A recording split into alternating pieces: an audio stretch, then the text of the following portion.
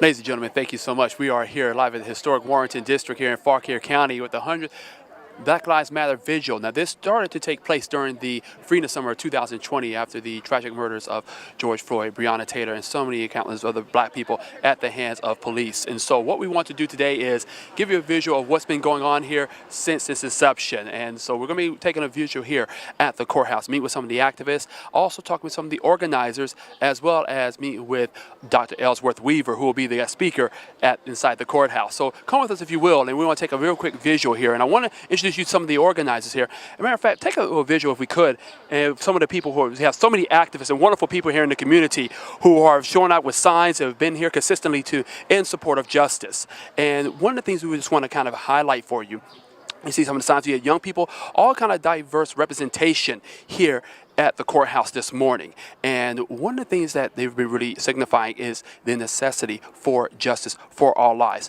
I want to take you something, if you could pan in here real quick, and some of the smaller signs here in addition. You're talking about some of the stories, especially with black farmers as well. And I want to kind of take you with this. Follow me. And I want you to kind of show you with some of the signs that we have here. Take a look at some of the information, really in addition, some of the actions that they're seeking here in this area. Talking about some of these black farmers that we know have been excluded from federal programs and receiving aid in addition to that as well. So also, what we want to do is take a little look at some of the other signs that have been produced as well, and also signs for action. We're going to take a look at this one as well, talking about the information of knowing history. So if you see as the activists, and they're waving different signs as well. And I want to take a look particularly at this sign. If you could, ma'am, if you could just flip that sign around as well. Absolutely. Thank you very much. If you can answer it as well here with some of the black soldiers as well who fought bravely but still receiving assistance from the GI Bill as well. So you see it's a contrast. And then I want to take you here as well. This is some of the other signs. They've had their different photos and pictures of those who have lost their lives, and sadly, at the hands of brutal justice, so by the police and other systems in the justice system. So these are some of the things that we really want to emphasize and really talk about, silence, that people are speaking out against injustice, speaking out against racism, speaking out against inequality, not just for black lives here in Warrenton, but all over the United States and beyond. And so I want to kind of show some more of the signs here in our educational systems as well. And what we also want to emphasize is one of the things they've been doing consistently with this justice is getting people to sign up. And we'd like to thank the Fauquier NAACP also for putting this all together, as well as the League of Women Voters, in addition to really getting a lot of participation, especially as we're going to head towards the midterms. So let's continue to just talk about some of the signs and things that they have here as well, as you see here, our legislators. And I want to kind of bring it down here. We'll stop right here, if we may. And just you see more of the activists. And what is really moving is that you're seeing different ages, there are different groups, different individuals who are coming and representing within the community. That being said, also, I do want to pan out that if you're hearing some of the voices as well, we want to kind of pan out to the other side here. And you are seeing there, as usual with these protests, there's always counter-protesters as well. And these are protesters who have also come out supporting the All Lives Matter and Black the Blue moments as well. And one of the things is that they've been speaking out consistently. And one of the things that we've been told is that they've had this division across the street, also a division of ideas as well, an idea of concepts. So we'll be going over there and showing with them as well.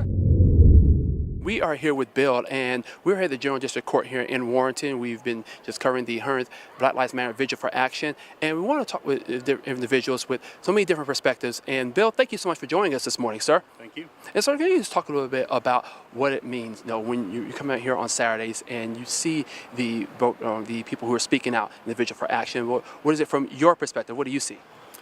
Well, it started in response basically last year. I became aware of the protest here and had been aware that it had been going on. It started back in 2020 in response to the George Floyd incident in Minneapolis. And, I understood that it was going on, but I'm a believer in, every side has an opinion. Every side has free speech rights in our country. And so didn't give it much thought. But after about a year of the protests continuing, when I learned about it, I felt that it was time for the other side to speak up and to present our opinion in the public square. So myself, along with a number of other people, started coming out then, and we've been just about a year now. We've been coming out counter-protesting the Black Lives Matter vigil. And so I want to ask as well, have you had a chance to engage in any one-on-one conversations with the Black Lives Matter Vigil? We have, almost from the very beginning. The first weekend or the second weekend that we were out here, we were approached by a gentleman from the other side of the street that wanted to know if we would be willing to sit down with them and have a conversation and see if we could come to some, common ground on our viewpoint. And so we agreed to that. It took a while for that to get organized, but we were finally able to meet in November of last year. We had a productive conversation with 3 members of their side, as well as the Warrenton, the police chief, the town manager. And we just had a meeting back in January of this year, our second meeting, that included a couple of resident or 2 from the town to offer their perspective. Wonderful. And so would you say, sir, that the situations that have been going on, with all the protests, that there is any need for change, especially here in Fauquier County? Well, I'm not an expert with that. I would say that's debatable. I know that in the meetings that we had with the leadership from the other side, the examples of racism that were cited were old examples. I don't think any American at this point will argue that Jim Crow laws were in effect in this country in the South until the late 60s. My argument to them was, though, that there has been a lot of progress over the last 50 years in race relations in our country. People don't look upon the other races as the way that they did in the past. I feel that the Black Lives Matter movement that occurred in 2020 and continues to occur here at the courthouse really is working to undo a lot of that progress that's been made. And that's one of the primary reasons I'm out here. So. Okay, so you would say, though, that that is more towards the organization itself and the idea as versus to the idea of racism, which still exists here in the United States. It's like the whole idea of racism, you're never going to completely stamp it out. It's like asking people, you want to make everybody be a nice person. It's not going to happen. There's always going to be people that have racist views. Now, should those be ingrained in our government and other? No, all Americans should be treated fairly under the law. And I would say that would go even for political affiliation. Whether you're Democrat or Republican, we all want equal treatment under the law. And from that perspective, that I'm in total agreement with the other side. But as I pointed out to them in the meeting, the Black Lives Matter movement, while it seems like an innocent organization on its surface, it's no different than if I were to come out here on a Saturday and stand with the ISIS flag. It's viewed by some as being divisive, and it also would associate me with that organization. They don't seem to see it that way, but I told them that is one of the largest issues that our side has is the display of that signage. The other thing is they claim not to be anti-police, but yet the photographs of all the blacks that they hold up are folks that were, shot under circumstances which some have been investigated, some have been prosecuted, where they found wrongdoing on the part of the police. So my argument to that is, why are you not showing the photos of blacks that are killed in drive-by shootings in the inner city? We had a 6-year-old girl killed down in Anacostia last summer in a drive-by shooting. Why isn't her photo shown? Why isn't David Dorn, who is the retired black police chief in St. Louis, why isn't he represented? So this is what I would like to see, and others on our side would like to see, changed on their side. And then, as I've told them, if they were to make those 2 simple changes, we would probably join them in their vigil. So that's where we are at the moment. Absolutely. So it comes down to just having an intersectionality and agreement of ideals. So you'll continue to be out here on Saturdays representing All Lives Matter as long as they're continuing to do their vigils as well, sir? As long as they're out here, we're going to be out here. We'll have a presence. Well, we will come to a point where we all have agreement. Bill, thank you very much for taking the time, sir. All right, I appreciate it. Fantastic. We are back, and joining us right now is Mr. Joe Washington. He has been a participant here at the Black Lives Matter Vigil for Action. Mr. Washington, thank you so much for joining us this morning. It's a pleasure to have you here, sir. Thank you for having me. I appreciate it. My pleasure, sir. Thank you for coming out. Thank you. And so, sir, if you could just talk a little bit about what brought you to this vigil and what it means to be a participant in the fight for justice. Well, basically what brought me out was there was a need for folks to come out and just keep in mind that Black Lives Matter. I've been out here for about 90-some weeks, and the people out here, as you can see, are a mixed bag. It's a completely mixed bag, and everyone gets along, and no one really knew each other. And so from this, we're unified in the fact that the systemic racism still exists, and that Black Lives Matter, not the corporate entity, but Black Lives Matter, period. So that's why I'm out here, and we get along, and we're just want to make it apparent and aware to passersby that we have to keep this in mind because there's still inequality. Absolutely, Mr. Washington. And also, since the vigils have began, have you seen a change, especially here in the pursuit of justice here in Fauquier County? There's been some talks. There's been communication back and forth. It's slow, but it's picking up steam. And we have people coming about, walking, who passersby come to ask us questions. Some agree, some don't agree, and some pick up signs, and they've been out here as well. Wonderful. And what does that mean, particularly to you, sir? And you say you're seeing a diverse representation of voices to come out in the community and be able to speak out on something. What does that mean to you personally? I think what it really means is that we're looking at people as human beings, not as a color, not as anything else, but who they are, who God created. And it lifts me up to see so many people out. As you can tell, we have people on the other side who don't agree with it, but we still love them as well. And we love the group here, and we love that we're unified in one cause, that we're going to lift you up and keep this going. Because once we stop it, we have to start back up, and it's going to be harder. So we just enjoy the camaraderie and what's shared here. Absolutely. Mr. Washington, as you stated, the vigils come afterwards, every Saturday, but there's action that has to be taken. So what are some things that need to be done by the legislature and some of the community as well?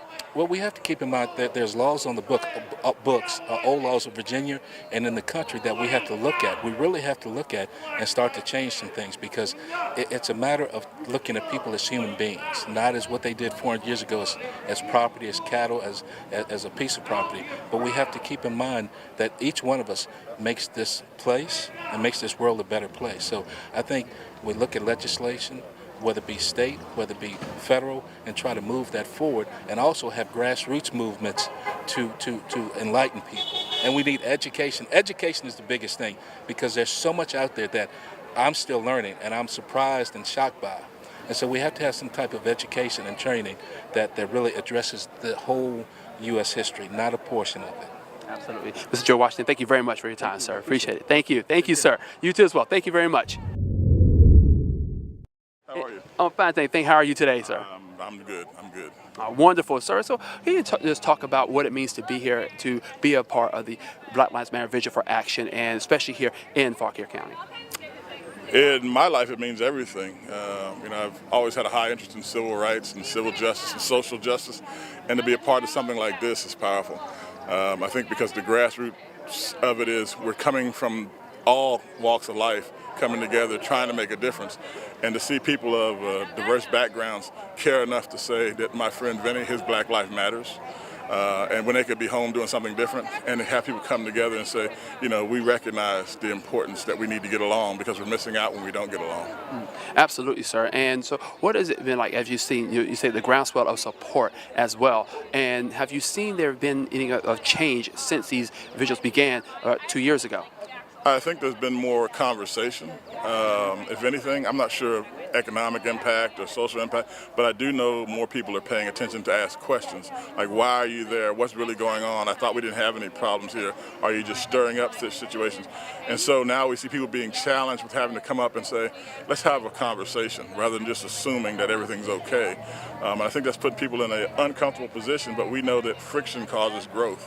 And so I think that's where the opportunity is going to come, is this friction is causing people to re-examine themselves, and some of them are feeling some contrition or guilt, while others are kind of feeling anger and pushback, and then others are feeling hopeful and engaged. So we have a combination of emotions going on, and I'm really excited to see this group especially. I'm not able to be here every single Saturday, but when I'm here, the energy is still high. They've been confronted verbally and even physical proximity, people getting in their face yelling, and yet they persevere. But we both all know they don't have to. This doesn't affect their household. It affects their community, but they could go back, close their doors, and say, "What are black people? They got it all right." But instead, they say, "No, there is something wrong. Let's fix this." Absolutely, sir. And what does also mean, Pastor, when you're seeing especially a lot of young people being here as well, so different generations, it's important, and picking up that mantle to let their voices be heard as activists. What does that mean to you personally? Powerful, because it's the example that I've seen. I go back to Medgar Evers and following through and coming through the ranks. The young people were involved, and that's when the difference was made, because a lot of us old people, we don't necessarily have the energy to go do all of this. But if the young forget and the young don't do, we'll just slide back into complacency, and you slide back into complacency, you now can be disallowed, and you can be disavowed and shut down. So seeing young people engaged lets us know that the future is bright, because when we get older, they'll be on the streets pushing for us, helping save us, and that's encouraging. I think you have to have the legacy.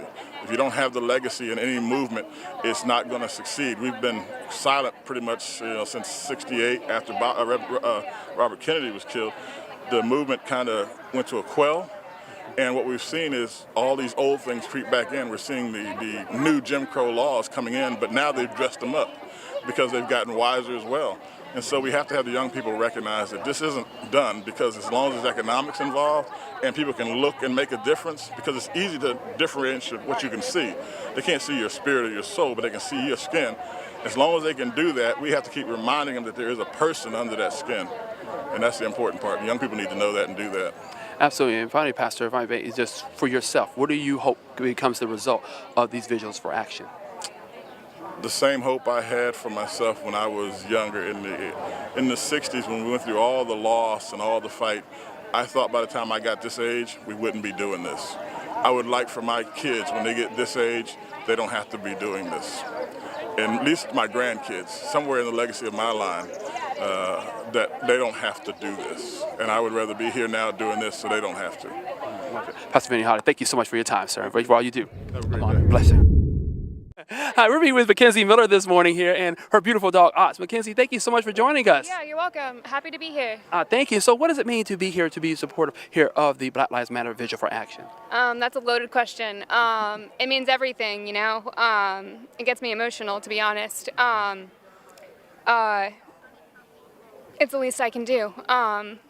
Being raised in a very privileged background and being best friends with my black brothers and sisters, and knowing but not knowing the disparities in the, they don't live a privileged life. Nobody who has black skin, even if they quote unquote, have privilege, they're still discriminated toward, and that doesn't bode well with me, and never has, never will. So this is the least I can do to let them know that they are seen, they are heard, and I stand with them. But this is just the beginning. Absolutely. And what does it mean when you be able to come out here for these vigils, especially in light of what happened with all the tragedies in 2020 during the Freedom Summer and so many lives lost? When you first heard about these vigils, what was it like to be here and start meeting different individuals? Yeah, I guess I was pulled in from the NAACP and my friends that I'd met around that, and saying hey, there's this thing going on, and I was like, oh, cool. And my response to that, well, why did we have to wait until George Floyd died to do this? And it's but then my black brothers and sisters, like Turin Weaver, would say the same thing, was this is our wake-up call. This was our flood moment. This was our, so I feel that too, but I've never been okay with racism, my whole life. And so it just breaks me that, we have to be out here. And the counter people have been coming out for almost a year and a half now, and the fact that it's still happening, there's lynchings happening all across this country, I don't know, maybe on a weekly basis, a daily basis, and the people that pass by here will put their thumb down or, speed through, people that I know personally, doctors, people that I've grown up with, and or there's people that just purposely avoid the square until after. And so all that stuff is mind. It doesn't, it's something that I have a hard time with, but I deal with. And being raised here, it's hard. Yeah, it's hard. It's a hard thing to swallow. But you are seeing progress, would you say? Yes, we are. I mean, obviously the counter protesters, the ones that want to be seen, there's ones that, obviously they have support and they show up every day to give them a thumbs up and go through here. But our support is wavelengths, as you can see today, tidal waves, much bigger. And we will never stop. And this is just the beginning. And I hope that we continue. And like I said to these people a couple weeks ago, we've been out here for now 100 weeks, but this might be a really big horse country, but this is what's going to continue us to the next future. This is what's going to take us into the next century. Wonderful. Mackenzie Miller, thank you so much for all you do, and nice continue talking working to you. under pressure. Thank you so much. And you as well, Oz, thank you. So now we're going to go into the courthouse, and we will meet with Dr. Ellsworth Weaver. So we're going to get more from him and over to get an interview as the rain continues to begin to fall. We are here at the historic Warrenton Courthouse for the 100th Black Lives Matter Vigil for Action. We'll be right back. On this, we're going to try to see if we can meet with Dr. Weaver here for just a moment, talk with him for a few minutes, and just get a few concessions about what things are going on in the community and what we can move from there. So you'll follow with us, and we want to continue on. Excuse me, ma'am. And so we are here live here at the historic Warrenton Courthouse. And so want to get a chance to talk with Dr. Weaver. Dr. Weaver, John Reid of PD16 Perspective, sir. How are you this morning? Doing well. It's an honor, sir, to talk with you this morning. Thank you so much for a very powerful, poignant, and on-time speech today. So, sir, what does it mean to be able to speak here in the courthouse this morning to encourage the people to continue to fight for action? One of the main reasons that I am such a strong advocate of continuing the fight is realizing also the personal strives and strikes I had to go through. Living basically in a segregated society was a challenge. But as we move ahead and laws change, that's great. But the hearts of man has to change accordingly. And until man's heart changes, we're going to see very, very few sincere changes as far as overall society is concerned. Yes, we can tolerate, but do we really mean it? And that's why we see nowadays the thing of white privileges popping up, just incidents as far as the law is concerned, and just life in general. I think we still have a struggle or a challenge ahead of us that needs to be addressed. Cannot sweep it under the rug anymore. Because eventually, the more we sweep under the rug, the bigger the pile gets. And then eventually what's going to happen? We're going to have to move the rug. Absolutely. So we're in the process now of moving the rug so that all of these stuffs, and I use that loosely, stuffs that have been swept under the rug will no longer exist, will be visible. Indeed. And Dr. Weaver, if I may, as you said in your speech, it has to go beyond just holding signs and having social gatherings. What does that look like, especially here in Fauquier County? Here in Fauquier County, my perception is this. People become motivated by what they see and what applies to them, okay? So merely holding up a sign is one thing. But if I don't get out there and vote, that's another thing. So that's where the power is, in knowing that each of us as individuals has the right to make changes and to demand changes.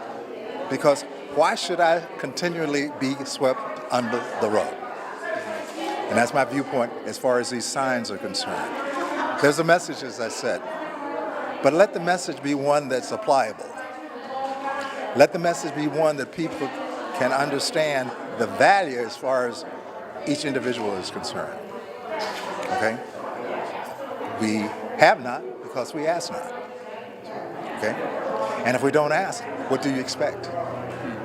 If you don't push on the wall, do you expect it to fall? Absolutely, Dr. Ellsworth Weaver. Thank you for all you do in the community. Thank you for your leadership, sir, and for your service. And we're making those changes that bring the walls of Jericho down, sir. Thank you very much. I appreciate you. Thank you, sir. Bless you.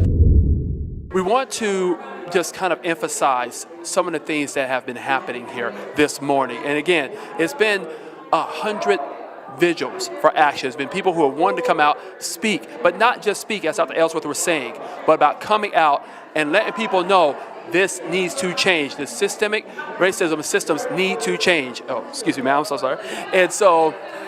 And what we want to do as we continue to come out, as people come out and give you to speak, come out to vote, go out to your school boards, make sure local legislators know, and make sure that history is being taught as well.